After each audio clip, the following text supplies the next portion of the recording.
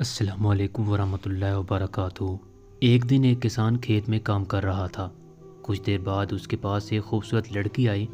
اس لڑکی نے اس کسان سے کہا کہ میں بیمار ہوں، اگر تم میرا علاج کرواؤ گے تو میں تم سے شادی کر لوں گی۔ کسان بہت خوش ہوا اور اس لڑکی کو ڈاکٹر کے پاس لے گیا۔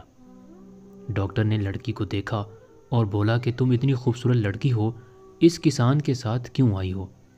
اس لڑکی نے کہا کہ میں بیمار ہوں، یہ کسان میرا علاج کروائے گا، پھر میں اس سے شادی کر لوں گی۔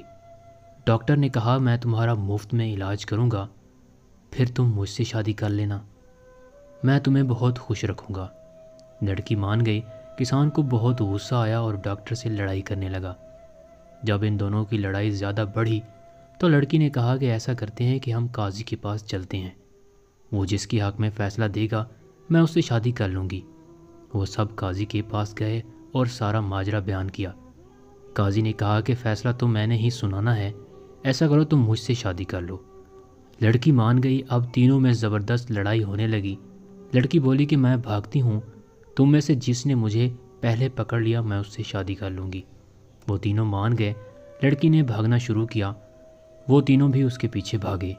کچھ دیر بعد قاضی تھک کر بیٹھ گیا، اس کے کچھ دیر بعد ڈاکٹر بھی تھک کر بیٹھ گیا۔ کسان سارا دن کام کرتا تھا اس لیے وہ بھاگتا رہا، آخر کار وہ بھی تھک کر بیٹھ گیا۔ اس نے لڑکی کو آواز دی کہ رک جاؤ، ہم ہار مانتے ہیں۔ لڑکی واپس آئی تو ان تینوں نے پوچھا کہ ابھی تو تم بیمار تھی، اب اتنی تیز کیسے بھاگ رہی ہو؟ اس لڑکی نے کہا میں دنیا ہوں، میں سب کو اپنے پیچھے اسی طرح لگاتی ہوں، لیکن کسی کے ہاتھ نہیں آتی۔